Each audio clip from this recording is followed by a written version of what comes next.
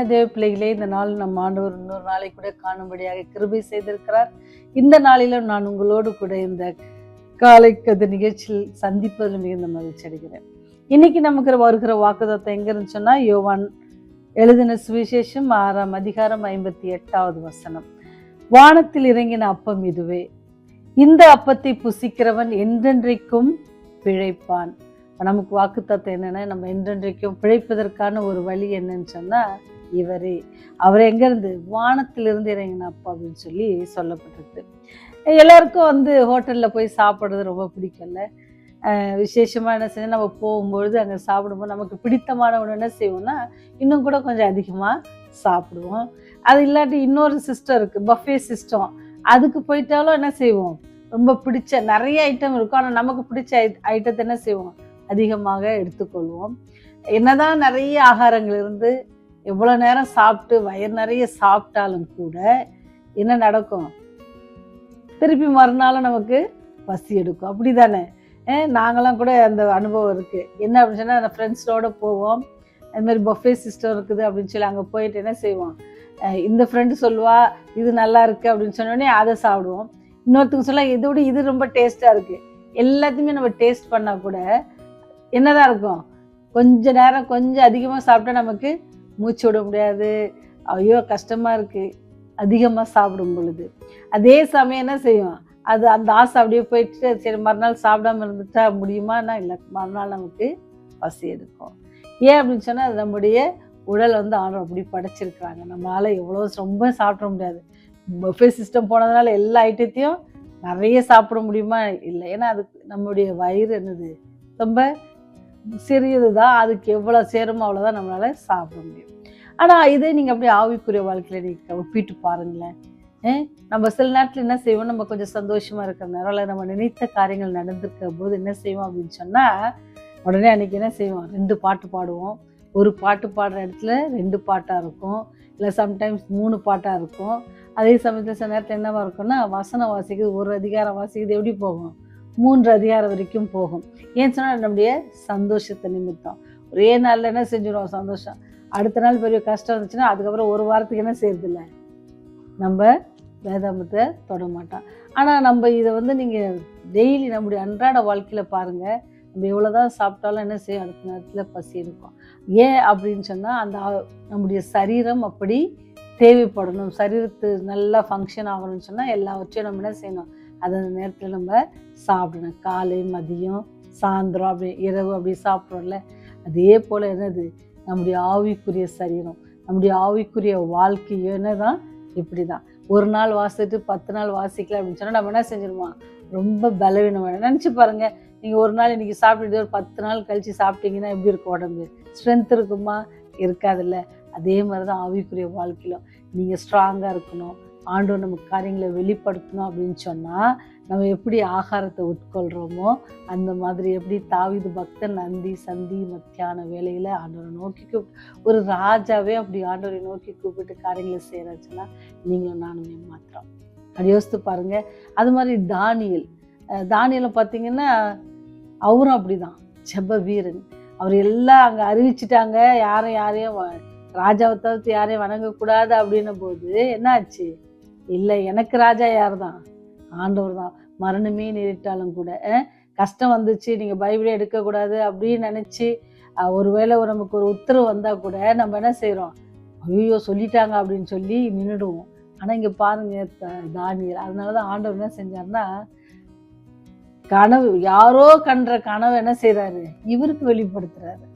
எப்போ நம்ம ஆண்டவர் பாதத்தில் எப்பவுமே என்ன செய்யணுமா, ஆகாரத்தை போல நம்ம உட்கொள்கிறோமோ அதே போல் என்ன செய்யணுமா, ஆவிக்குரிய வாழ்க்கையிலும் நம்முடைய தேவ வசனத்தை வாசிப்பதிலும் அவரோடு கூட ஜபிப்பதிலும் நம்ம செலவு செஞ்சோம்னு சொன்னாதான் எப்படி நம்ம ஆகாரம் எடுக்கும்போது நம்முடைய ஆரோக்கியமாக இருக்கும், அல்லது நமக்கு சந்தோஷத்தை தரும். நிறைய ஐஸ்கிரீம் நிறைய வெரைட்டி ஆஃப் ஐஸ்கிரீம்ஸ் வச்சுருக்குறாங்க, அதை நீங்கள் சாப்பிட்டீங்கன்னா எவ்வளோ சந்தோஷப்படுவீங்களே.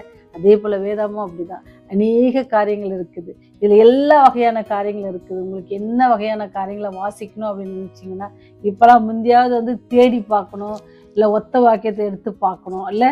ஆனால் இப்போ நம்ம கூகுள் பண்ணவே போதும் இல்லை, எனக்கு இந்த டாப்பிக்கில் வேணும் அப்படின்னு சொன்னால், வசனங்கள் வேணும்னு சொன்னால் உடனே கிடைக்கும். சர்மன்ஸ் வேணும் அப்படின்னு கேட்டால் கிடைக்கும், ஸ்டோரிஸ் வேணும்னு கேட்டால் கிடைக்கும், இல்லஸ்ட்ரேஷன் வேணும்னு கேட்டால் நிறைய நிறைய நிறைய ஆண்டோடைய வார்த்தையில் அவ்வளோ பெரிய வல்லமையான காரியங்கள் இருக்குது. அது நம்ம தினமும் உட்கொள்ளணும். ஆவிக்குரிய வாழ்க்கைக்கு நம்முடைய ஃபிசிக்கல் பாடியை பில்ட் பண்ணுறதுக்கு என்னெல்லாம் பண்ணுறோம், என்னெல்லாம் அதை சந்தோஷமாக வச்சுக்க அல்லது மகிழ்ச்சியாக வச்சுக்க பண்ணுறோமோ, அதே போல் ஆவிக்குரிய வாழ்க்கையில் நம்ம ஸ்ட்ராங்காக இருக்கணும்னு சொன்னால், தாவீதை போல அல்லது தானியேலை போல நம்ம ரொம்ப ஸ்ட்ராங்காக இருக்கணும் அப்படின்னு சொன்னால், ஒரு பக்கம் பாருங்கள், ராஜா அவர் ஸ்ட்ராங்காக இருக்கிறதுக்கு கண்டிப்பாக என்ன இல்லை, அவசியம் இல்லை, அவனுக்கு எல்லாமே இருக்குது. ஆனாலும் அவங்கெல்லாம் என்ன செஞ்சாங்களாம், ஆண்டவரை பற்றி கொண்டாங்க. இன்னொரு பக்கம் பார்த்தீங்கன்னா, அடிமையாக இருக்கிற ஒரு இடத்துல, ஒரு தேசத்தில் என்ன செஞ்சார், ஆண்டவருக்கு உண்மையாக இருக்கிறாங்க. அதனால தான் அவங்களுடைய ஆண்டத்தில் அவங்க செலவு பண்ண நேரத்து நிமித்தமாக அவங்க என்ன செஞ்சாங்களாம், ரொம்ப ஸ்ட்ராங்காக இருந்தாங்க. அப்படி ஸ்ட்ராங்காக இருந்ததுனால என்னது, சிங்கங்களுக்கு கூட என்ன செஞ்சாங்க, தப்பித்து ஆண்டவர் காத்து கொண்டார். எதிரிகள் மத்தியில் தாவீதை காத்து கொண்டார். அதே போல் உங்களை என்னும் காத்துக்கொள்ள அவர் வல்லவராக இருக்கிறார். எப்படி அன்னைக்கு தாவீது தானியேலெல்லாம் காத்து கொண்டாரோ, அதே போல் இன்றைக்கு உங்களையும் என்னையும் காத்துக்கொள்ள ஆண்டவர், அல்லது பாதுகாத்து கொள்ள, அல்லது நம்முடைய வழியிலிருந்து நம்முடைய ஆபத்திலிருந்து நம்மை மீட்டு கொள்ள அவர் வல்லவராக இருக்கிறார். நினச்சி பாருங்கள், இத்தனை நாள் இந்த மாதத்தில் இத்தனை நாள் நம்மளை அழகாக வழி நடத்தியிருக்கிறாங்க. இன்னும் வரப்போகிற நாட்களில் அவர் வழிநடத்த வல்லவராக இருக்கார். ஆனால் நீங்கள் எப்படி இருக்கீங்க? அதான் சொல்கிறது, வானத்தில் இறங்கின அப்பம் அவரே, ஜீவ அப்பம் அவரை நீங்கள் பிடிச்சிக்கிட்டீங்க அப்படின்னு சொன்னால், அவன் என்னதான் ஒரு நாள் என்ன புசிக்கிறோம், என்றென்றைக்கும் பிழைப்பான். நீங்கள் நானும் பிழைச்சிருக்கணும் அப்படின்னு சொன்னால், வானத்திலிருந்து இறங்கின அப்பம் ஆகிய இயேசு கிறிஸ்து என்ன செய்யுங்க, விசுவாசிங்க, அவரை நம்புங்க. அப்போ என்ன செய்வீங்க, நீங்கள் சித்தி பெறுவீர்கள். நீங்கள் அவரை நம்பும் பொழுது அவர் என்ன செய்வார், உங்களை கரங்களை பிடித்து வழி நடத்துவார். ஏப்ரல் மாதம் மாத்திரம் இல்லை, வருகிற மாதங்கள், வருடங்கள் எல்லாம் முழுவதும் அவர் நடத்த வல்லவராக இருக்கிறார். விசுவாசிக்கிறீங்களா? அப்படி விசுவாசிப்பீங்கன்னா சரி, செய்வோம்.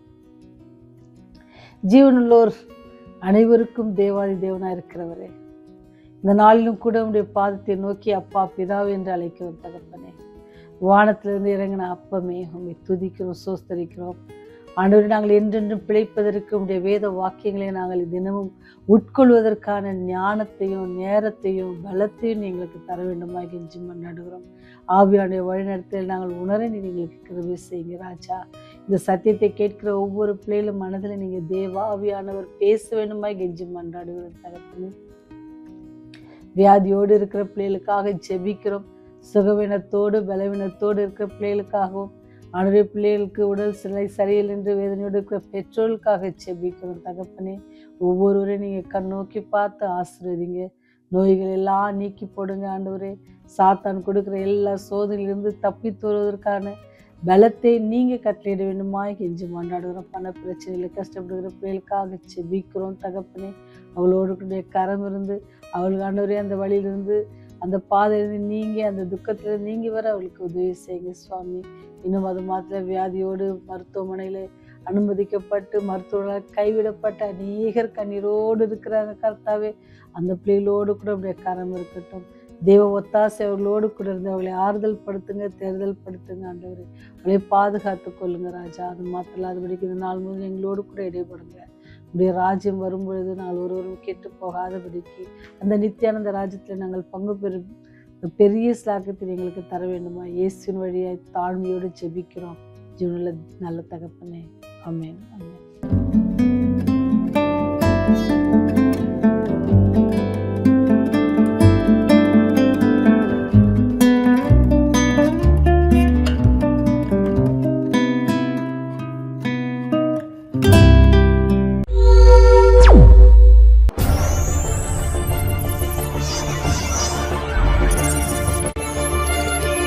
நீங்கள் பார்த்துக் கொண்டிருப்பது உங்கள் ரிவைவல் டிவி.